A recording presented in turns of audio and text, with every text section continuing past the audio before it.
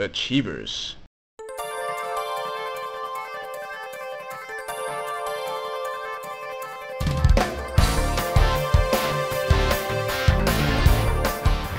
When I tried to make it as a pro tennis player, I got to the point where I was beating people that were like maybe like 900, 1,000 in the world, but I was losing to people who were like 750, 800 in the world. So I was thinking, well, shoot, I can't make a dime at that level of tennis.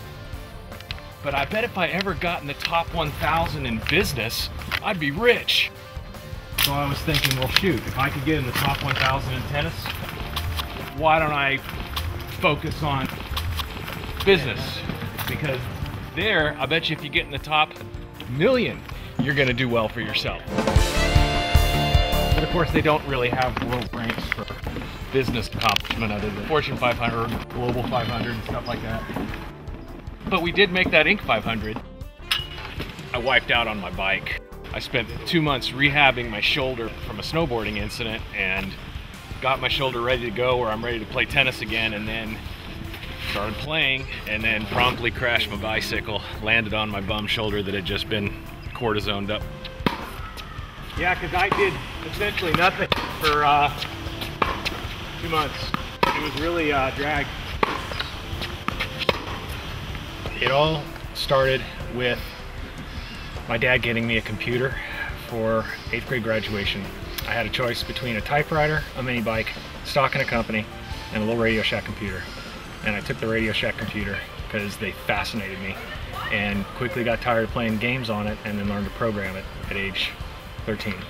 And by 15, I was starting to actually write software for my dad's CPA firm.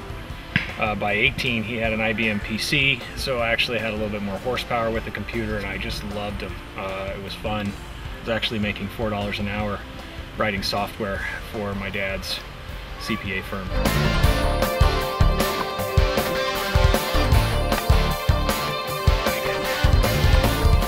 Fast forward to my life after I tried to be a professional tennis player, where I didn't make any money doing it. I used to say I didn't succeed, but I didn't make any money at it, but it sure taught me a lot.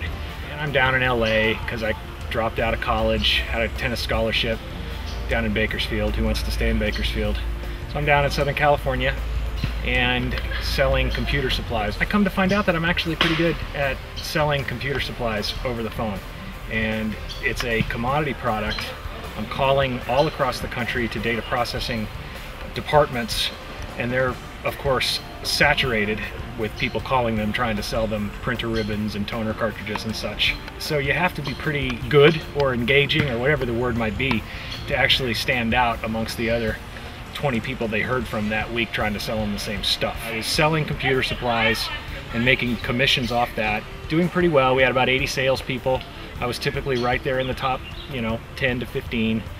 And I was helping him automate his sales department. He ended up giving me a Mazda Miata as a company car after I had done that work for him for a couple of years without asking for any money in return. So he was a good guy, He was like, okay, I acknowledge you did some stuff for me, added value, and so here, have a company Miata, which was great. But I always thought it would be neat if I could sell my own product, because I'd of course make more money than just a commission. And I also thought I could do things better. The way that he managed his company was his way, and I thought I have a better way. The way to treat people, etc. Nothing wrong with what he did, but just everybody's own style. So a buddy of mine, a fella named Michael Murphy, was the type of guy who tried a whole bunch of different things, and the current thing he was trying to do was sell information products to lawyers. And he had a guy that would give him information products, and he would turn around and resell them and make a little commission. And he asked me, hey, can you automate the delivery of these information reports? Because I know where he's getting them, and I see how much he's charging, and I think there's a lot of margin in that. And I was like, heck yeah. So August 6th of 1991, we got a post office box and started the business ComSearch. And I began to write software to software that was already written, and they call it QuickBooks. Back then it was Peachtree software, accounting software, so in case I actually made a sale, I could invoice it, collect on it, etc. So I started writing all the software. We didn't have any money, so we couldn't buy a software package, so I wrote it all. And about a year into the journey, it became obvious that credit reports had wide appeal. They had margin attached to them, especially if we were selling them to mortgage brokers. We could buy it at, you know, $10 to $15 and sell it for $55 to $60. And so we pretty much abandoned all other products and just focused on selling mortgage credit reports. And that market was being served by credit reporting companies that essentially operated locally. They were the type of company that would be your collection, you know, bureau. Every bureau like Equifax, TRW at the time, TransUnion, had a little local office in all these areas, and they would collect credit information from all the local businesses back before everything was all tied together on computers. And so they were the ones who were servicing the mortgage brokers for their mortgage credit reports, and the way the product was being sold was personally.